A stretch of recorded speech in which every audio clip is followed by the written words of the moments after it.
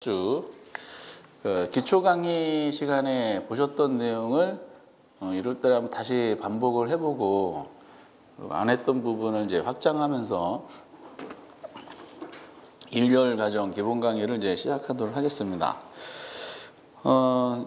기억이 나실지 모르겠지만 이제 부동산학은 총 8가지 테마로 설정을 해줬다 그랬어요. 첫 번째 테마가 부동산학의 총론, 두 번째가 경제론, 세 번째 시장론, 네 번째 정책, 다섯 번째 투자, 여섯 번째 금융, 일곱 번째 이제 관리, 마지막이 이제 감정평가 이렇게 구성이 됩니다. 앞에 이제 그 회차별로 출제 비중이 있고 거기에 맞춰서 목차가 있으니까 거기에 대해서 한번 기억을 여기는 안 적었네. 나중에 한번 말씀드려보고 그래서 오늘은 이제 그 총론 파트를 보도록 하겠어요. 그리고 여러분들 자료 중에 요번 기출문제 여기 막 관련되는 기출문제 자료 드린 거 있죠. 최근 6년치 뭐 7년 8년 확장해도 아마 비슷할 거예요. 예, 그래서 요 파트가 이제 평균적으로 한 3개 정도가 나오는데 부동산학에 대한 기본 개념은 잘 안 나와요.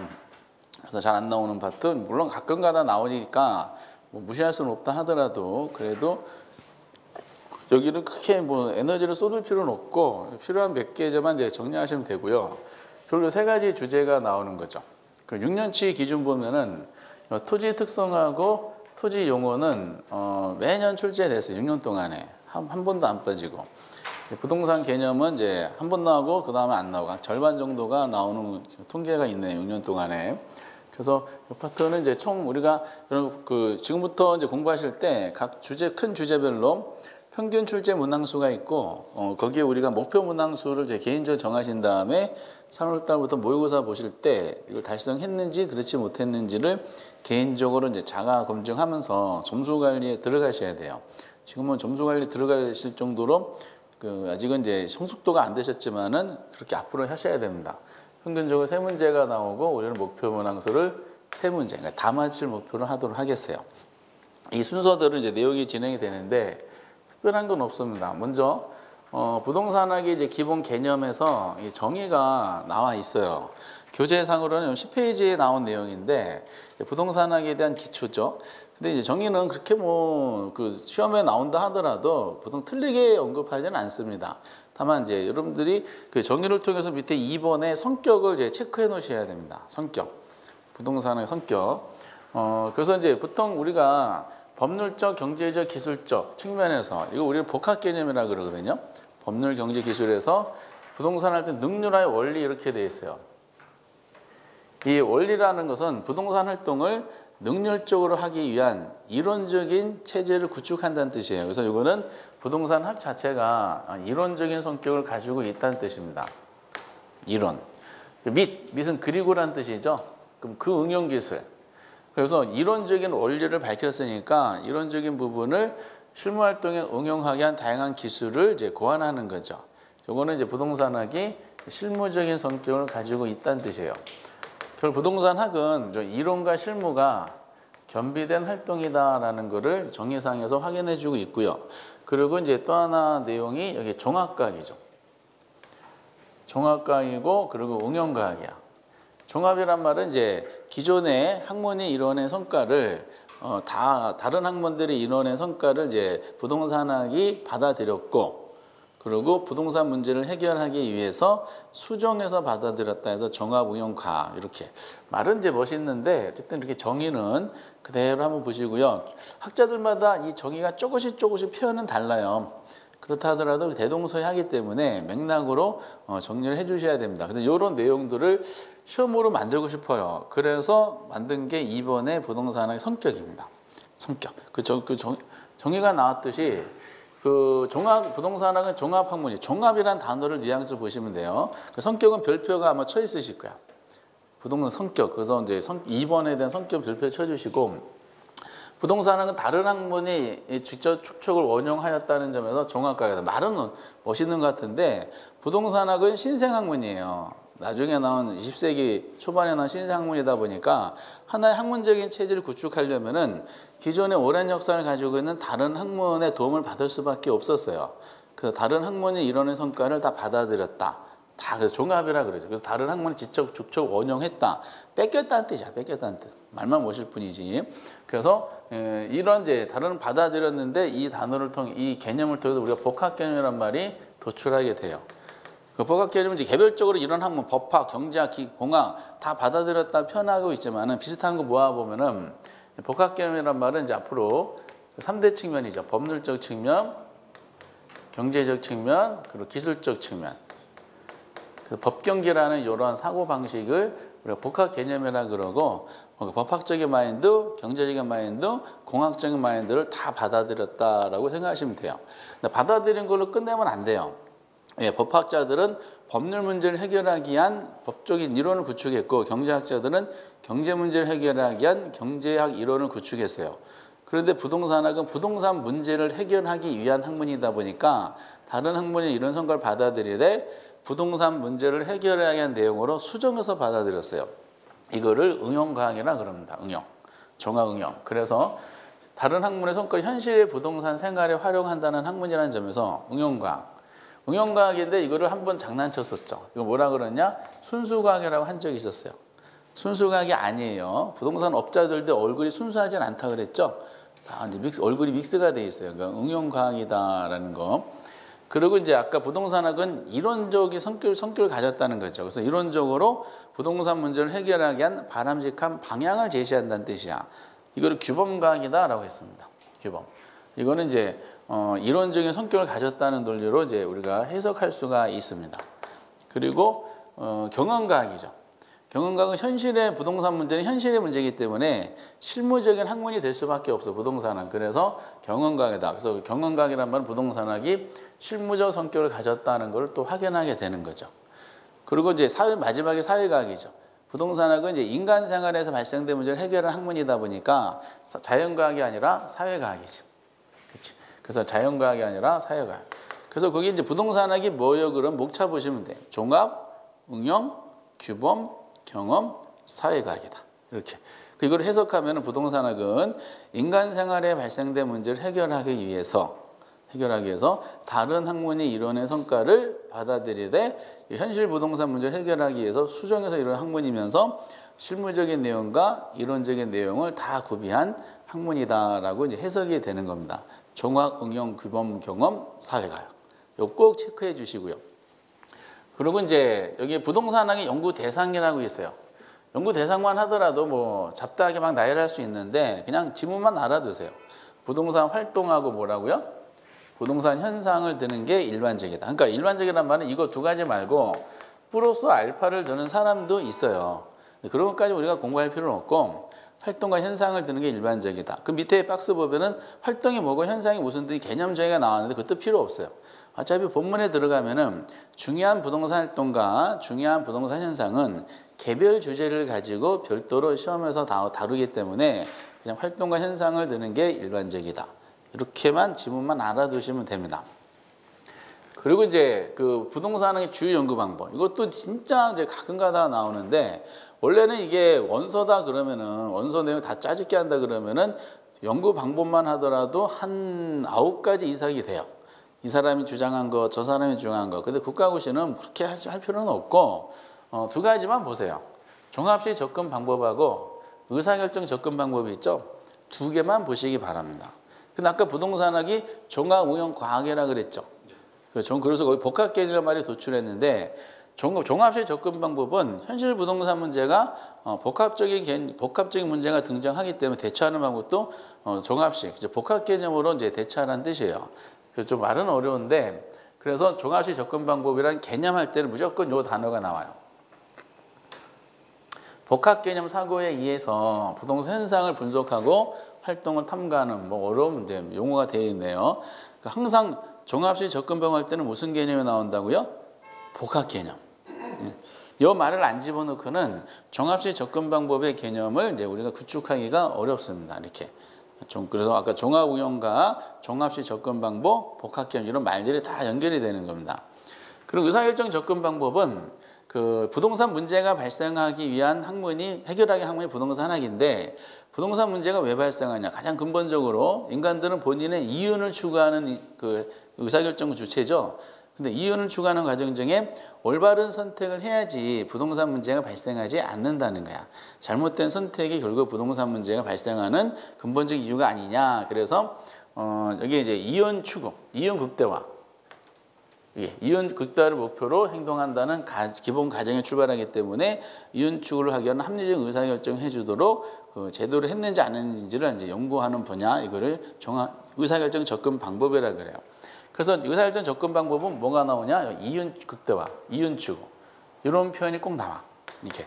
그래서 다른 거 하지 마시고 다른 건 모의고사형이고 실제 시험은 이제 두 가지만 종합식, 복합개념의 사고 방식, 이 그 의사결정, 이윤 추구, 이윤 극대화 이런 표현이 나와가지고 구별만 하시면 돼요. 이렇게.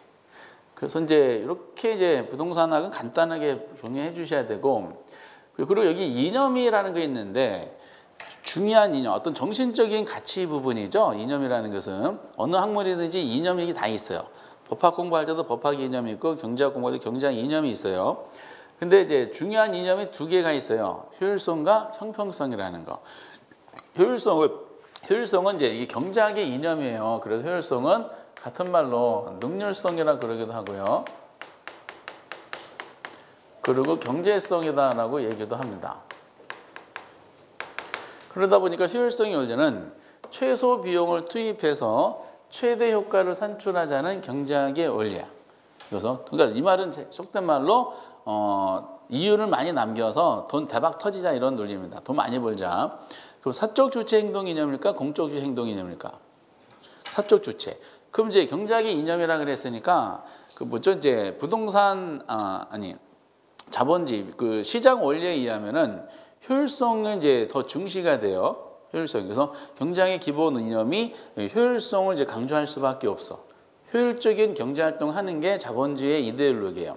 근데 이게 이제 효율성만 지나치게 추가하다 보면 이게 사적 주체 행동 이념이니까 사적 주체. 이거 효율성만 추가하다 보면은 이 가진 자는 더 많이 가지게 되고 못 가진 자는 더 못 가지게 되는 일이 발생을 해요. 그러니까 빈부격차가 커질 수밖에 없어요. 그러니까 자원은 한정됐는데 가진 특정 계층들이 지나치게 많이 가지면은 사회적인 갈등이 생기거든요. 그럼 자원은 한정된 걸 특정 계층 지나치게 많이 갖는다. 이 분배 문제가 불공평하네. 그럼 사회적 갈등을 해결하려면은 효율성도 중요하겠지만은 이 자원을 이제 공평하게 분배하자는 논리가 생길 수밖에 없어요. 그래서 이 효율성이 중시되기 때문에 이거를 견제하는 거죠. 이걸 견제하기 위한 원리로 등장한 것이 뭐냐면은 형평성의 원리가 나오게 됩니다. 형평성 이렇게. 형평성을 같은 말로 평등성 그러기도 하고 같은 말로 이제 공정성 이렇게 얘기도 해요. 그런데 이제 어떤 균등한 배분하자는 논리인데 근데 형평성은 개인한테는 기대할 수가 없어요. 걔는 이제 자기의 부를 극대화시키기 위한 행동을 하는 것이지 자기 부를 감소시키면서까지 남의 부를 극대화시킬 행동을 하느냐 그건 기대할 수가 없어요. 때문에 이제 형평성을 사실상 고려할 수 있는 주체는 누구나 공적 주체밖에 없습니다. 이렇게 이런 논리가 나오죠. 근데 이거를 그럼 과연 어디까지 공부할 것인가? 효율성과 형평성이라는 논리를 아마 디테일하게 단독 문제로 요즘은 출제하기가 불가능하고요. 다른 개념을 설명하면서 거기에서 이제 효율과 형평성이라는 논리가 연결해서 나올 수는 있어요. 예를 들어서 나중에 정책론 들어가면은 소득을 재분배 이런 논리가 나와요. 이거는 이제 효율과 형평성 중에 어느 거를 더 중시하는 걸까요? 형평성 논리가 나오죠. 그리고 기출에도 나왔던 것처럼 최이용 이용이라는 단어가 언급했어요. 최이용이란 말은 최고의 수익, 최고의 가치를 가져다주는 부동산 이용이란 뜻이야. 최이용이란 말은 어느 이념하고 이제 더 연결이 돼요. 그 효율적이죠, 효율성. 그렇죠? 돈 많이 벌려면은. 그리고 이제 저런 것도 있었죠. 나중에 정책론에서 용도지역지구제. 공법 시간에 공부하시는 용도지역지구제. 요거는 어느 거를 더 중시하는 제도일까요?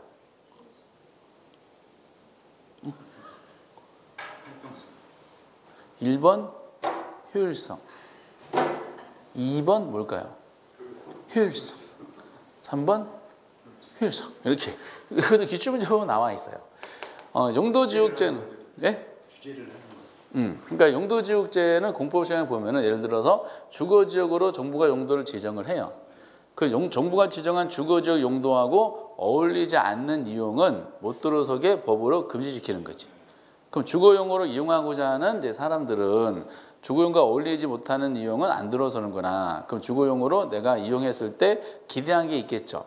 기대한 거를 실현시킬 확률이 더 커지게 정부가 알아서 법으로 운영해 주는 거야. 그 기대한 실현, 그 위험이 줄어들게 만드는 거거든요. 위험이 줄어든다는 것은 본인이 이제 먼저 기대한 실현시킬 확률이 커지기 때문에 효율성을 더 강조한 겁니다. 그래서 어떻게 나오냐? 이거는 이제 다른 여러 가지 표현하는데 용도지역제는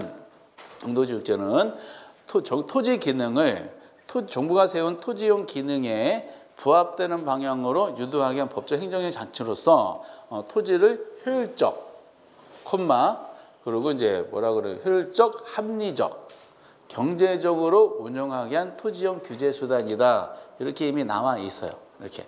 그러다 보니까 효율성을 중시하다 보면 무슨 문제가 생기냐? 형평성 문제가 생겨요. 그래서 나중에 용도지역제는 우수한 정도로 지정받은 지역 주민들과 열등한 정도로 지정받은 지역 주민들 간에, 즉 용도지역 간에 형평성 문제가 발생할 수밖에 없다. 이렇게 등장을 합니다. 이렇게.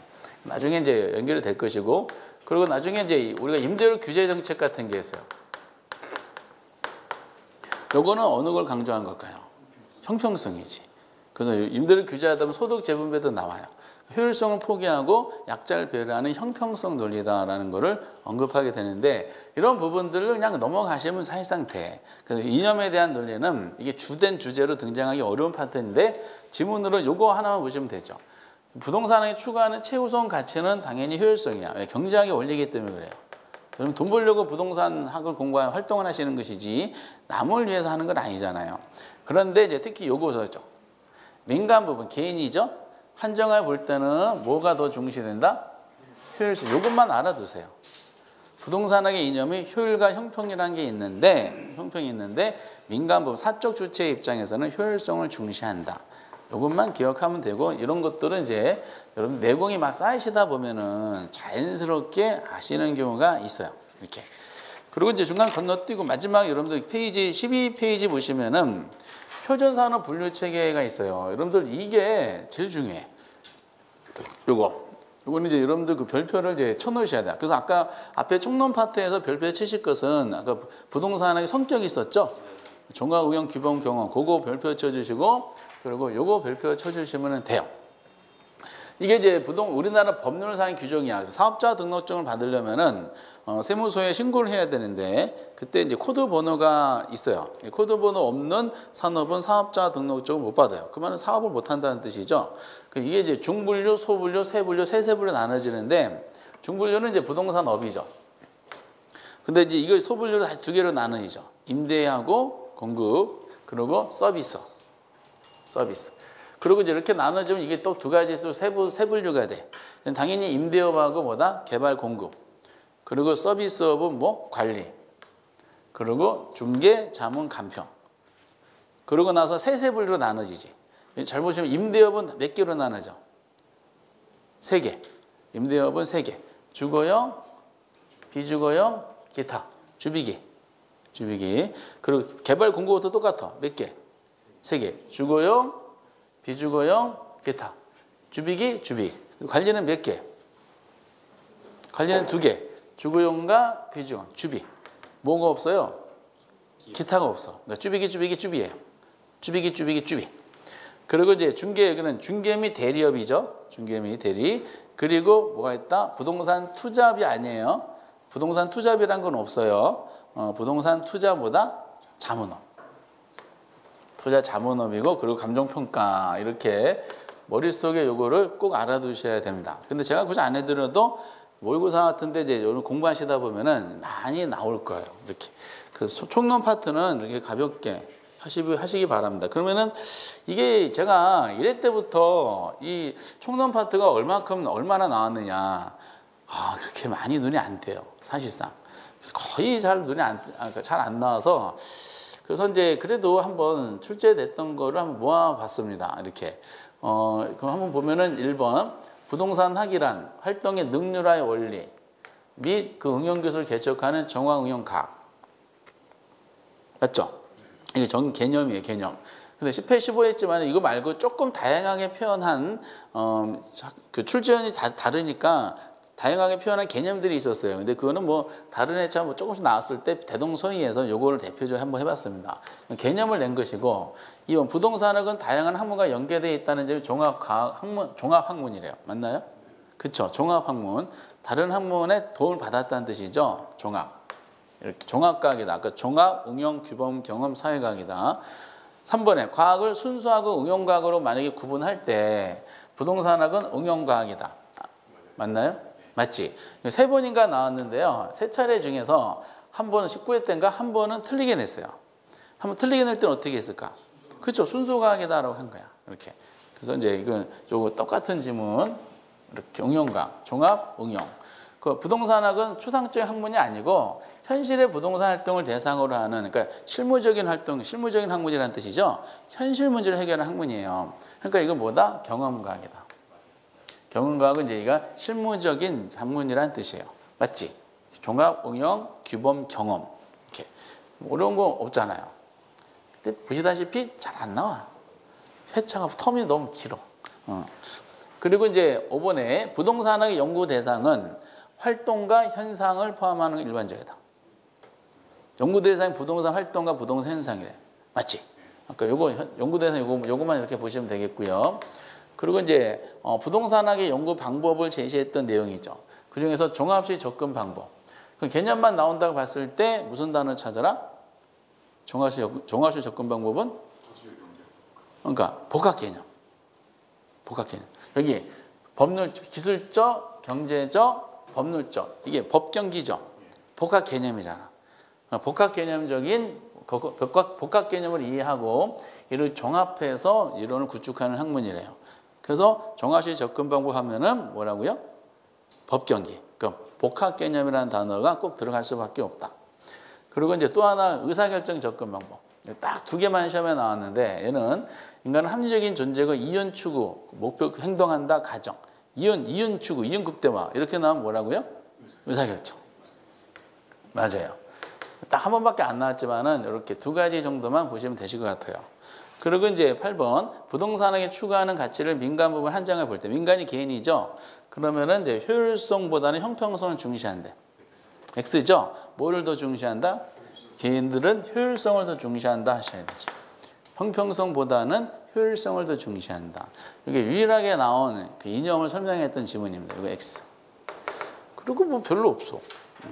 그러니까 이제 어쩔 수 없이 우리 법률에 규정되어 있는 요거를 가지고 이제 출제한다라고 보시면 되실 것 같아요. 최근에 나왔었죠. 30일에 나오고 32회, 33회에 2년 쉬었으니까 34회 때도 가능성이 있어요. 부동산 관련 서비스업에 해당되지 않는 거예요. 서비스업이 있었죠. 아까 크게 이제 중분류, 소분류 항목이 크게 2개로 나눴잖아. 그 임대 공급업하고 서비스업. 여기에 해당되는 걸 물어봤죠. 그 서비스업은 다시 2개로 나눠졌죠. 관리, 중개, 자문, 간평. 이거 다시 세분화지금 관리는 몇 개? 2개. 주거용, 비주거용. 여기는 중개 및 대리하고 투자, 자문, 간평. 요 부분에 대한 내용만 여쭤본 거잖아. 서비스업. 그럼 한번 볼까요? 투자, 자문업 있었어요? 여기 있었어요. 이게 설명되고. 그리고 관리, 주거용 부동산 관리업이 있나요? 여기 있지. 주거용 부동산. 얘는 주비만 있으니까. 중개 및 대리업이 있나요? 여기 있었지. 여기 있었고. 그리고 개발 및 공급업이 있나요? 이거 위에 있는 거잖아. 그렇죠? 그 서비스업이 아니죠. 비교되는 거니까. 그리고 관리 중에 관리인데 비주거용 있나요? 있지. 그러니까 여기서 하나, 둘, 셋, 4개를 제시했죠. 그러니까 정답이 몇 번이냐? 4번이 정답이 됩니다. 요 정도 난이도. 오케이? 야. 그래서 이 총론 파트는 제가 별표 치시라는 그거 중심으로 시간 되실 때 해요. 다만 모의고사는 그냥 강사님들이 어떤 파트를 낼 때 이제 뭐 지저분하게 이것저것 막 내거든요. 신경 쓰지 마시고 항상 기출 그 유형을 이제 항상 기본 개념으로 기준으로 공부를 해주시기 바랍니다. 그리고 이제 우리가 본격적으로 시험에 나오는 파트가 이제 부동산 개념이에요. 13페이지에 나오는 내용인데 부동산 개념은 크게 여러분들 공부하실 때 이렇게 하시면 돼요. 부동산 개념을 난 공부한다. 또 시험에 이제 나올 걸 대비한다. 그럼 먼저 뭐에 대한 준비가 있어야 되냐? 민법에 대한 준비가 있으셔야 돼. 민법에서 여러분들 부동산을 다뤄야 안 다뤄요? 다르죠. 민법에는 물건이 몇 개로 나누지? 물건. 그렇죠. 민법에는 물건이 두 가지잖아. 뭐하고 뭐? 부동산 아니면 뭐요? 동산. 민법에는 사람도 두 사람이죠. 뭐하고 뭐? 그렇죠. 자연인하고 법인으로 나누잖아요. 이렇게. 그러니까 우리는 이제 물건을 다루는 거니까. 그럼 부동산 아니면은 결국 동산이 세상의 모든 물건을 우리나라는 부동산과 동산으로 구분을 해요. 근데 정의를 내려줬죠. 민법에서. 뭐라고 정의 내려주냐면은 부동산에 대한 정의만 내려주고 부동산이 아닌 건 다 퉁쳐서 뭘로 본다? 다 동산이다라고 99조에 설명이 되어 있는 거죠. 그러니까 민법을 이제 제가 책을 보면은 우리가 여기 부동산 개념에 대한 설명을 하는 데 있어서 더 디테일하게 언급을 해요. 더 디테일하게. 그래서 민법 개념을 보시고 이제 부동산학 개론으로 넘어와서 그럼 부동산 개념 파트를 그 출제원이 어떤 걸 건드릴까? 머릿속에 4가지 주제 가지고 시험에 낸다는 것만 기억하시라 그랬어요. 4가지 주제. 다 목차, 큰 목차가 이거야. 교재 이제 13페이지에 나오는 그 가장 중요한 거, 복합 개념 부동산. 여기에 거의 일방적으로 시험에 많이 나옵니다. 복합 개념 부동산. 그리고 두 번째는 정착물에 대한 논리. 정착물. 정착물이 뭘까? 세 번째는 여기 준부동산에 대한 논리. 준부동산. 그 네 번째가 이제 복합 부동산에 대한 개념. 이렇게 딱 4가지 주제로 구성이 되어 있고 여기서 어떻게든지 언급하는데 이 중에서 문제가 내기가 가장 좋은 게 뭐냐면은 복합 개념의 부동산 이거예요. 분류를 했기 때문에. 그럼 복합 개념 부동산 거기 보신 것처럼 몇 가지로 나눠져요?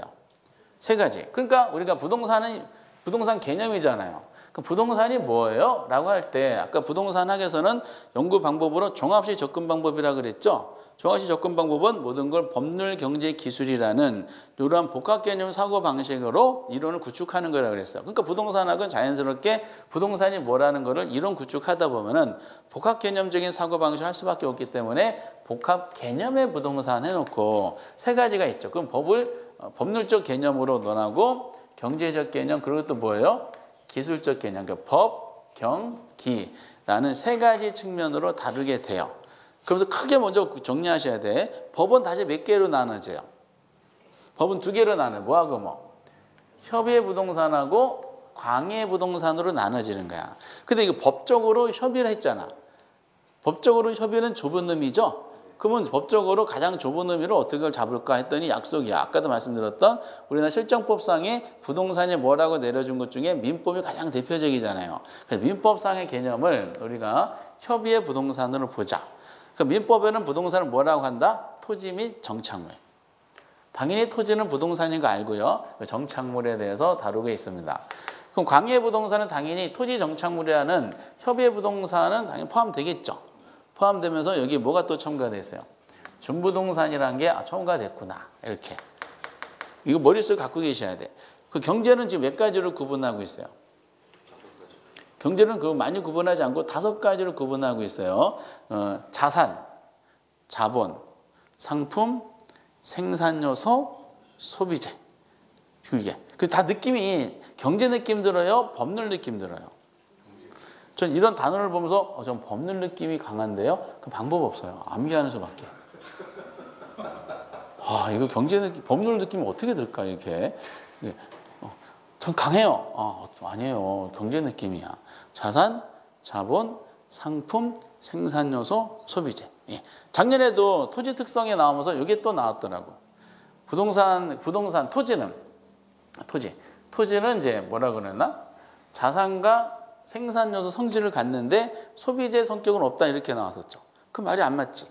경제적 개념은 5가지. 근데 이게 무슨 뜻이냐? 내용적인 건 공부할 필요가 없어요. 그냥 목차만 보시면 돼. 기술은 지금 몇 개로 나눠져요? 기술적 네 가지.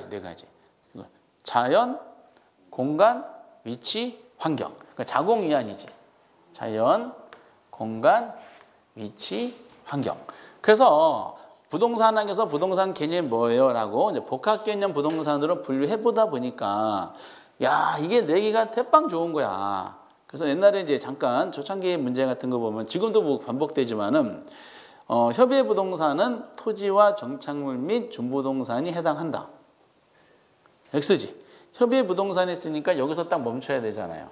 준부동산까지 넘어가면 안 되고요. 그리고 뭐 준부동산은 경제적 개념에 해당한다. X죠. 그 위치를 딱 보면 돼요. 준부동산은 여기 있잖아. 그럼 얘는 법적으로 연결시키는 것이지 이게 경제로 넘어가면 안 되는 겁니다. 그리고 가장 두드러진 지문 중에 하나는 경제적 개념에는 자산, 자본, 상품, 환경 등이 해당한다. X죠. 경제적 개념으로 이제 언급을 했는데 해당되는 것도 집어넣고 자공이환, 환경이라는 다른 이질적인 경제적, 기술적 개념 집어넣어가지고 하는 거죠. 이렇게 분류를 한다는 것은 문제 내기가 대빵 좋다는 뜻이야. 가장 많이 중요한 복합 개념의 부동산 이 체계도 요거를 이제 오늘 주무시면서 계속 생각하셔야 돼요. 법률적, 경제적 기술, 법은 협의랑 광의, 협의는 민법, 땅하고 정착물. 거기다 준부동산 포함하면은 광의. 그리고 경제는 5개, 기술은 4개. 이것만 중얼중얼 계속 암기하시고 다니시면 돼요. 그 체계도죠. 그러면 이제 특히 민법에는 토지하고 정착물이 민법상 부동산으로 잡았잖아요. 그 토지 정착물이 아닌 것은 뭐라고요? 동산이 되는 거예요. 밑에 동산을 약간 집어넣었죠. 동산의 1번 개념까지는 보실 필요 없고 그 종류가 이제 나오죠. 판잣집, 가식 중인 수목, 그리고 공중전화 박스, 헐어버린 건전, 굳이 뭐 이런 것들 언급한 겁니다. 얘네는 토지의 부착이 사실상 영구적인 목적을 부착시킨 것이 아니라는 거. 그래서 쭉쭉쭉쭉 좀 이따가 관련되는 문제가 나올 겁니다. 그런데 맨날 이 복합 개념의 체계도만 가지고 문제를 낼 수가 없는 거예요. 그래서 어떻게 할까? 그래서 이 토지 부분은 민법으로 넘어가면은 그래서 토지에 대해서 소유권 막 다루잖아. 소유권, 뭐 본권으로 소유권, 점유권 막 다루게 되는데 그거는 민법에 너무 색채 강하고 어떻게 할까 하다가 그래 이거 하자. 정착물이 이제 두 번째 주제로 딱 들어가게 되는 거죠. 정착물. 그래서 밑에 토지 정착물에 대한 내용이 나오게 되는 거죠. 토지 정착물.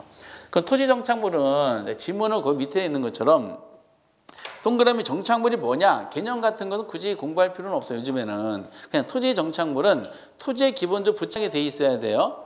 부착된 상태에 쉽게 이동할 수 있는 거, 쉽게 이동해서는 안 되는 거, 이동할 수 없게 된 물건을 말합니다. 근데 그거보다 거기 보면은 이제 의 개념은 그냥 넘어가 주시고요. 그 다음 페이지 결국 여기서 이제 출제가 그러니까 부동산 개념이 뭐예요라고 할 때 현실적으로 보면은 복합 개념의 부동산 체계도를 정리하는 게 약 70% 비중이고요. 나머지 30% 중에서 20% 비중을 차지하는 게 정착물입니다.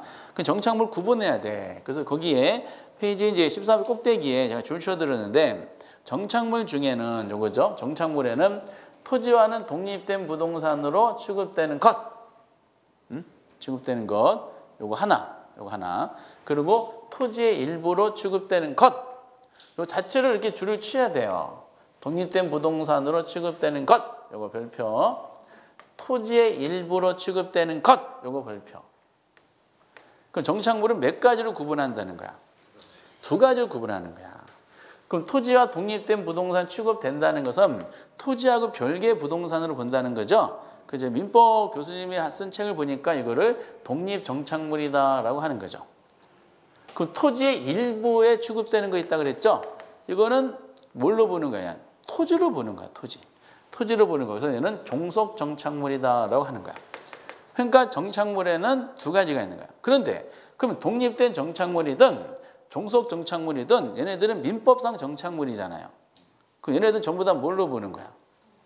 부동산으로 보는 거지. 얘는 토지하고 별개의 부동산으로 보는 것이고 얘는 토지에 포함해서 토지 일부로서 부동산을 보는 겁니다. 이렇게. 그러니까 이제 2가지 차이는 토지가 양도됐을 때 그 법적인 차이가 있어요. 토지가 양도됐어요. 그럼 토지 소유권이 넘어가죠. 그럼 토지에 많은 물건 부착돼 있을 거 아니야. 그럼 독립된 정착물이 토지 소유권 내용에 포함되나요? 안 되겠지. 그 토지 일부로 취급되는 정착물 토지 소유권 내용에 포함되나요? 포함되지.